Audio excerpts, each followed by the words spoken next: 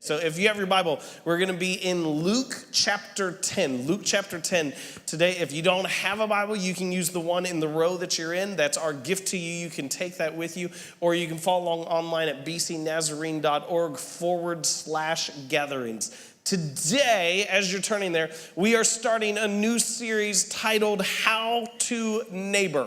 And here's the hard thing about this series, is when we talk about this idea of how to neighbor, we are answering a question that no one is asking. Like there's not a single person who's going, hey, could the church really teach me how to be a better neighbor? That's what I'm looking for. I'm looking for how to be a better neighbor. No one is asking that. No one's like, man, I just want to know, how could I be the best neighbor there is and love the people around me? We're going, no, how do I avoid the people around me and get them to quit bothering me, right? And so we're going to do a series titled How to Neighbor. And this is what we've done. This is the important thing that is kind of the whole overarching thing with this series, is we have so devalued being a neighbor that we have reduced neighboring to, could you get my mail while I'm gone? Could you let my dog out when I'm late? And could I borrow some sugar? And that's it. Like that's all neighboring is today. I don't even know, like, do people still borrow sugar? I've never actually baked anything in my entire life. I think maybe a couple people borrow sugar. The only time I've actually used sugar is when other than eating it myself, but gotten the bag of sugar is when I reach into the bag of brown sugar, which I really like, and eat it by the handful. Who said, ooh? Have you tried it? Don't hate until you've experimented. It's good. And so that's like what neighboring has become in our world today. Neighboring is just like, oh yeah, I don't avoid. And what we've done is we have set as the like pinnacle of society is the people who are so financially well off or positioned that they don't have neighbors. Like that's it. Like, oh, who are the really successful people? People who are living on lots of land, completely isolated, or who have gates to prohibit anyone who might come into their home from coming into their home. And so we go like, okay, so let's talk about how to neighbor in a culture that prioritizes and values those who are geographically isolated.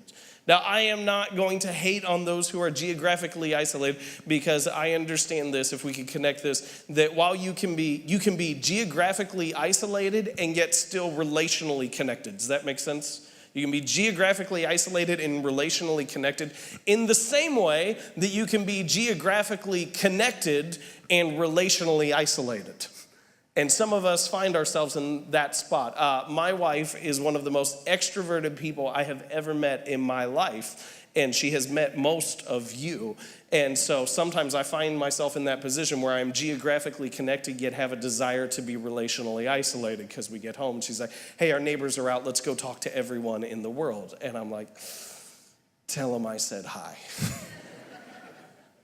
So this is what I want to do within this series, and especially with our conversation today, is I want to hopefully restore the significance of being a good neighbor and show why this matters so much, because it is imperative to our faith, and it's also imperative to many of the things that we value individually that we're unaware of. So those of you who are note takers, the title of the message today is Sidestepping Greatness. I want to talk about the ways in which we all sidestep greatness. But in order to do that, we're going to look at this passage of scripture that is a parable that Jesus told that is probably familiar to most of you. This parable is known as the parable of the Good Samaritan. You may, if you don't have a strong church background, you may be familiar with this story and had no idea that it actually came from the Bible. This is just kind of a common story that people tell. Oh yeah, they're a good Samaritan. They helped someone in need.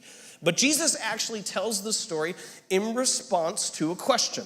So what is taking place is there are some religious leaders who are gathering around, and they ask Jesus this question. And they ask this question several different times in different ways. But this time that we're going to look at this morning, they ask, what must I do to inherit eternal life? So the response eventually comes that you must love the Lord your God with all your heart, soul, mind, and strength, and you must love your neighbor as yourself. And then this is what they do. They get this question of, you must love your neighbor as yourself. and they do what we all do. I don't know if any of you, I have one of my kids that they want to know like exactly the strict boundary of what is being asked. Does that make sense? Like, so like, hey, go up and brush your teeth. All of them? Yes, all of them. I want you to go up and pick up your room. How many things in my room? I want you to pick up your room. My stuff or my stuff and my sister's stuff. I mean, just go pick something up. Like, that's all I'm looking for. And so, like, that's what's taking place here. So Jesus says, like, love your neighbor as yourself. And they go, and who is my neighbor? How are we defining this? People just right next to me? People in the whole subdivision? People catty corner? Because I don't really like the people catty corner. Like, how strict are these boundaries of who is my neighbor? And this is the story that Jesus tells in response. This is Luke chapter 10, starting in verse 20. It says this. It says, Jesus replied with a story. A Jewish man was traveling from Jerusalem down to Jericho. Now, quick geographical note.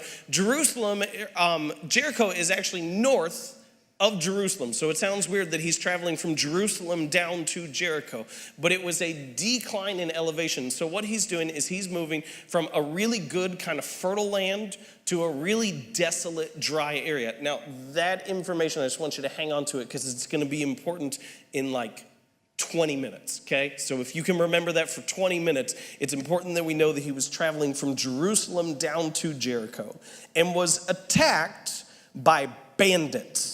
That is the best thing in the world. Like, not that he was attacked by bandits, but that it says bandits. Like, it could have said, like, hoodlums, could have said robbers. No, bandits. Sorry, that makes me laugh. Turn to your neighbor, say bandits. You get it, that's more fun. And he was attacked by bandits. They stripped him of his clothes, beat him up, and left him half dead beside the road.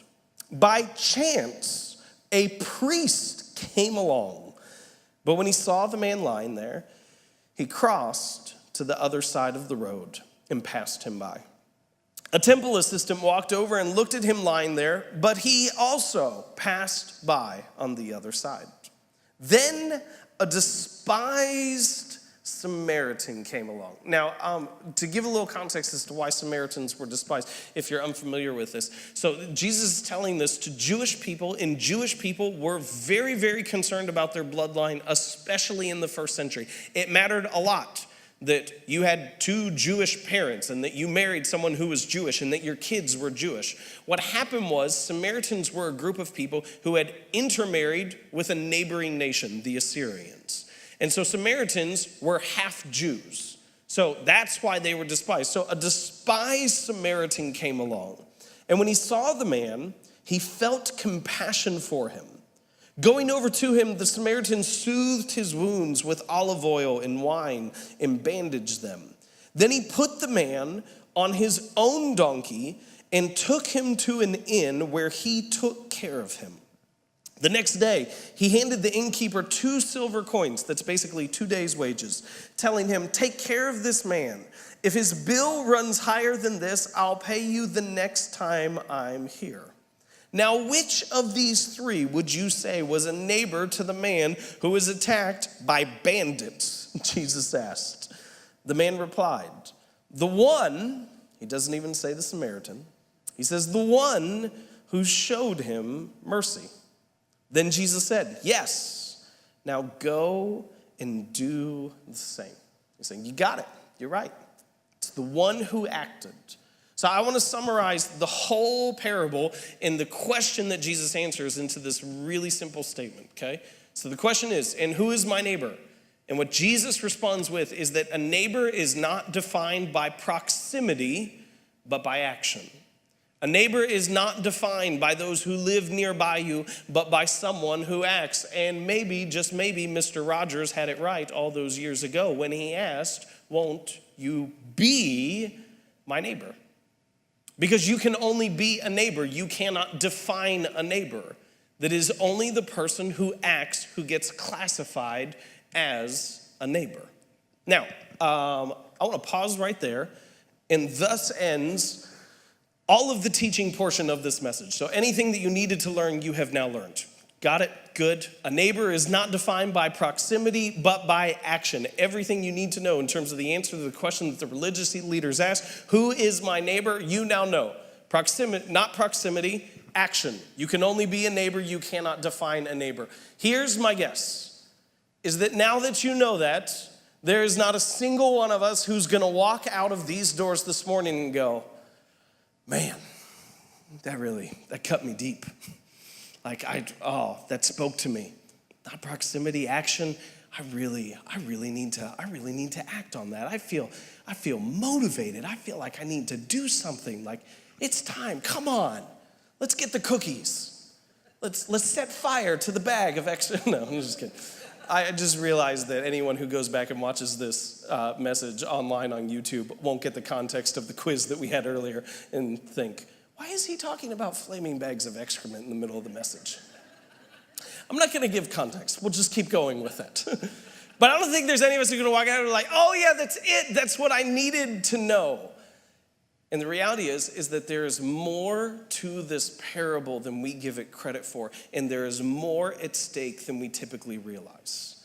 And so what Jesus answers when they ask the question originally of what must I do to inherit eternal life? The question that prompts the parable, and he responds of love the Lord your God with all your heart, soul, mind, and strength, and love your neighbor as yourself. Jesus is asked a different question several times, and he gives the same response. So he gives the same answer to different questions within that. And so the context that we looked at it is what must I do to inherit eternal life? But there's a different question that I think is important for us understanding why being a neighbor is so important.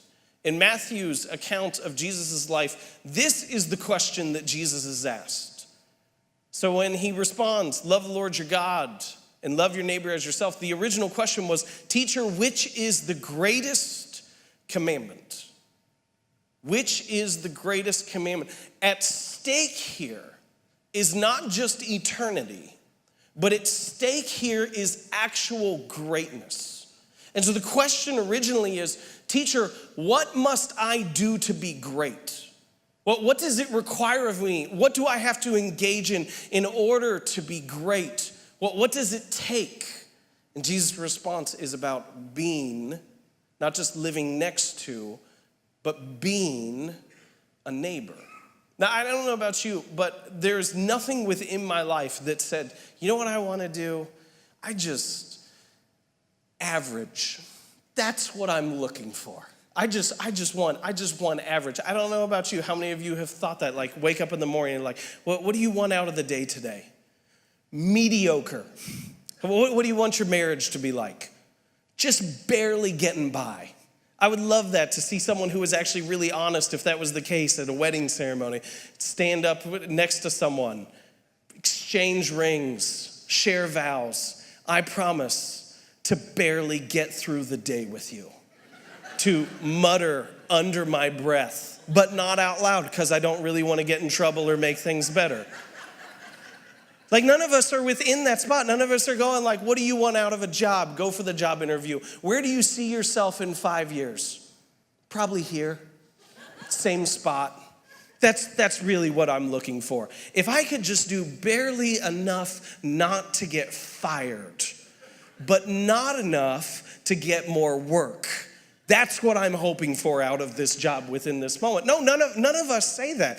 And so the inherent thing that every single one of us feels and values in our life, in every arena, is we desire greatness. I believe that about everyone. We desire greatness in the different arenas of our life, and yet we think that greatness exists in talent acquisition or in giftedness. And so we assume greatness is about being really, really phenomenal at a skill, or being really, really excellent at a trade or ability or a hobby or some talent that we have. And we think, hey, this is what it means to be great. And Jesus turns the whole thing. They say, what does it take? What do I need to be great? And Jesus says, love God and love your neighbor So a couple years ago, there was this book published, which is one of my favorite books. It's a business book. I don't know how many of you may have read it. The title of the book is Good to Great. The whole theme of the book, the premise is, what does it take in order for organizations, for companies, or for churches, for any group of people, in order to be truly exceptional, to be truly great? And the idea behind the book is the reason why we don't have things that are truly great is because we have so many things that are good, that we have settled for just good enough, and so we don't have things that are truly exceptional. And here's my problem. I love the theme. I love the research. I love the data. I hate the title. I despise the title of the book, and this is why. Is because good and great are not different in degrees. They are different categories. Like, to move from good to great is not to move further along the same scale. They're completely different scales. And so we would say like greatness would end with like the low side of the scale would be terrible. Like you could be great or you could be terrible. Where greatness is about excellence, goodness is about essence. Goodness is about your inherent essence of who you are. And so you can be good and you can be evil, or you can be great and you can be terrible. And what the book is trying to say is that you need to move from good to great. And what Jesus is saying in this moment is that to be great, you must be good. And this is so important for us to understand. In a culture that idolizes exceptional talent, and finds ourselves in a spot where we excuse horrific character if someone has great talent. If someone's truly exceptional at an ability, it doesn't matter if they're a terrible person anymore. And Jesus recenters us in this moment. He says, no, you ask what does it take to be great? You must first be good, and you must act on that goodness. And then he tells the story in a way that makes it accessible to everyone. Now, I want you to hear this clearly. Accessible, not easy. Don't hear accessible as everyone's going to act on it, because you must actually act on it. And so he introduces different characters within the story. He tells the story of a priest who in that culture was incredibly highly regarded. And when you hear like, oh, there's this man who's been beaten by bandits. I still love the word bandits. I'm not going to get over it. I'm going to use it as many times as I possibly can in the rest of this message. So this man who's been beaten by bandits, and you see a priest come by, and every single one of us inherently think the first time we hear the story, we go, oh, well, good. He'll help him. And then a temple assistant, someone with a little bit lower of a standing than a priest, but still involved in the same type of work, he comes by, and we go, oh, good. But then we're introduced to the third character. And at the end of the story, this is how the man who asked the question replies to Jesus of which one of these was a neighbor. In verse 37, the man replies, the one who showed him mercy. He doesn't even say his name, because he can't say his name. This for all of us is looking at the moment and saying, hey, the group of people who we disagree with the most, they're the hero. The person at work who you really don't like, they did what they were supposed to do. This is the one who showed him mercy. In verse 33, when Jesus introduces us to him, he says, a despised Samaritan came along.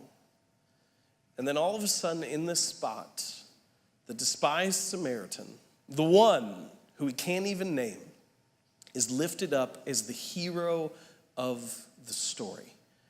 And if I can do anything this morning, I would like to put your focus on that. The person who was pushed aside becomes the hero because he was willing to act. The person who was despised becomes the hero because he was willing to act. And I think for all too long, what we've done is we've read the story instead of as empowering, we've read this story as incriminating. And we tell the story instead of like, we'll say it's the parable of the Good Samaritan, but what we're really thinking, it's the parable of the Pharisee who really stunk, right? The parable of the temple assistant who screwed it all up and didn't do what he was supposed to do. No, it's the parable of the Good Samaritan. And this is what I want you to see. That anyone can be the hero of the story because anyone can love those around them. You can be the hero of the story.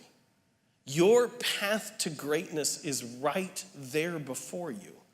It's not far off. It's not distant. It's not in some significant accomplishment that will take you years to acquire. It's in those who are right before you.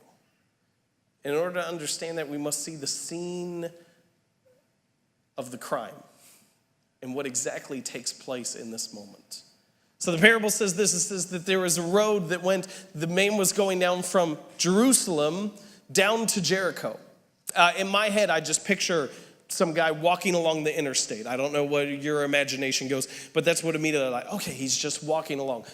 But the interesting thing is this was actually a road that the people of that day were familiar with. I want to show you a picture of that road and what it looks like. This is the road.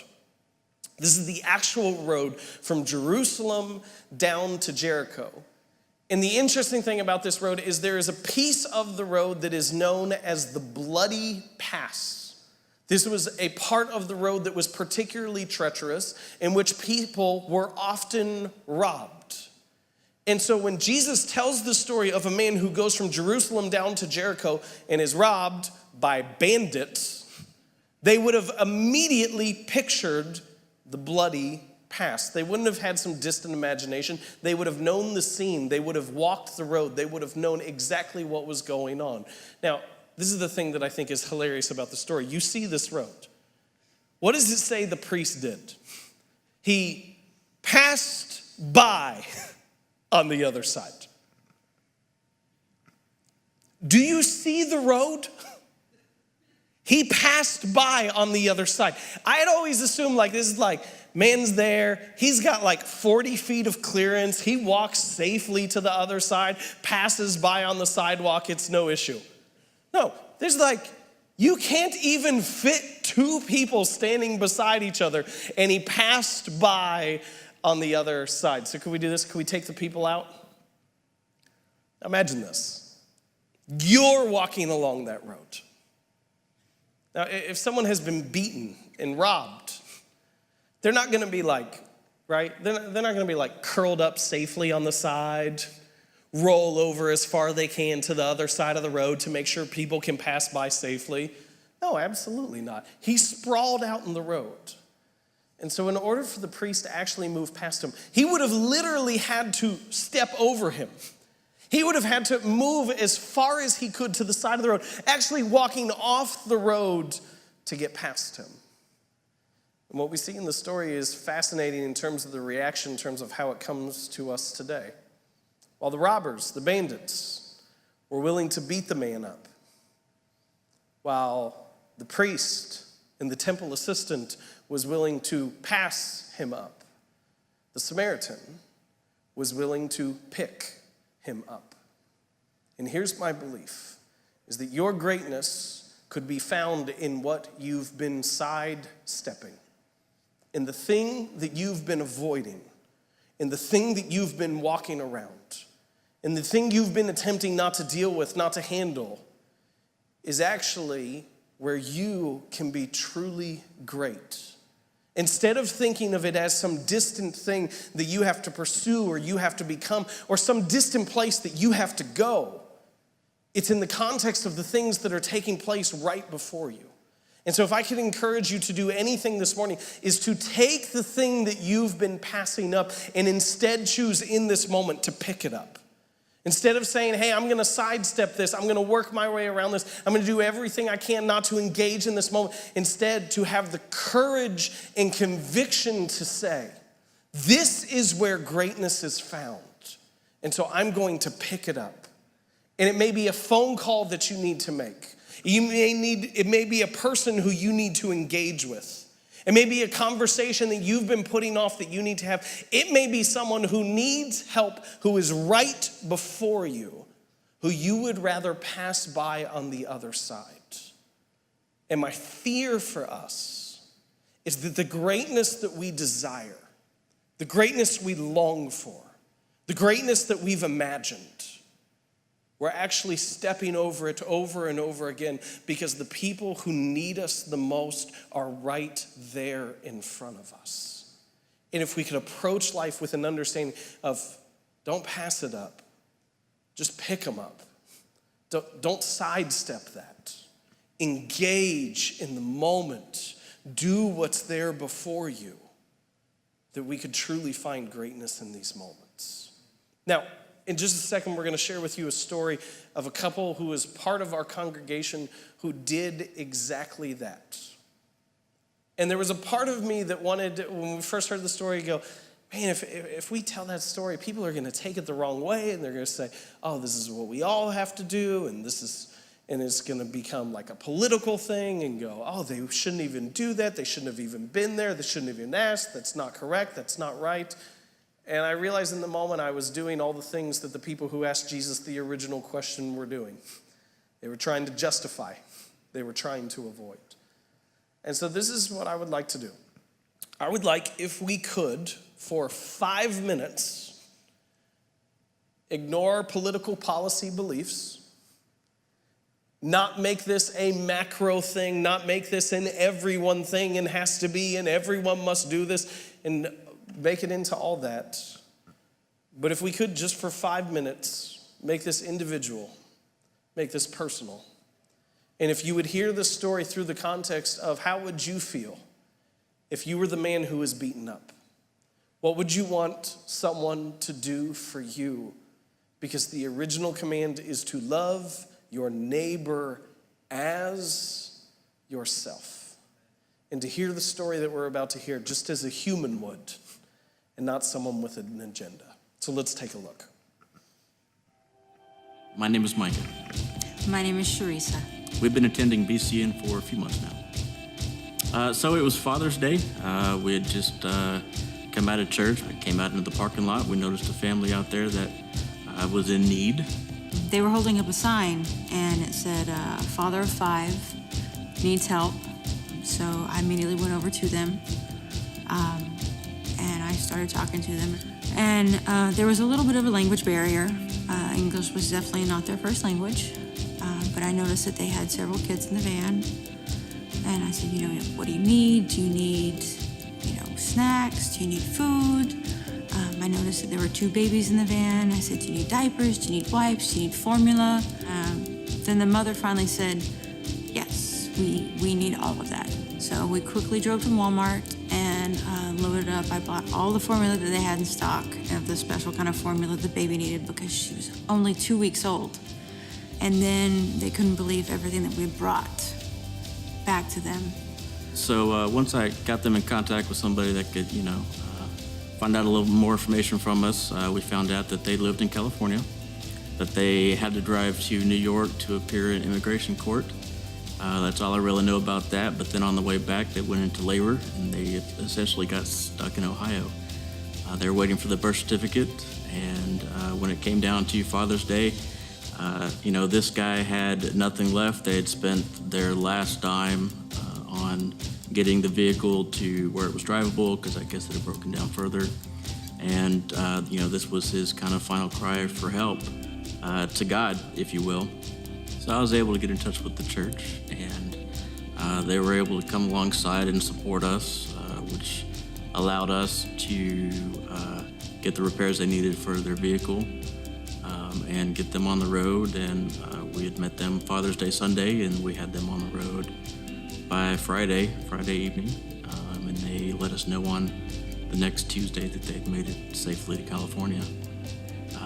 And so I had my coworker, my friend, call them to be able to speak in Spanish with them to make sure that they were good, they had everything they needed. And so he shared with my coworker that he was at the lowest point that he'd ever been, and this was his last cry out to God to give him an answer before he took matters into his own hands, and we saved his life. That was his words. It's easy for me because whenever I was little, my mom was a single parent and she lost her job. And she went into a deep depression and she was in and out of psych wards, mental hospitals, whatever you want to call them. And so from the time that I was 13 till the time that I was 17, I was homeless. I was living under bridges. I was eating out of trash cans. I was homeless. I know what it's like to be at the end of your rope. I know what it's like to cry out to God, wondering where your next meal is coming from when you haven't eaten for days. So for me, whenever I see something like that, it's not an option for me to walk by it. You know, unfortunately, the two of us have had very abusive pasts. So we've certainly had our share to kind of come through and overcome.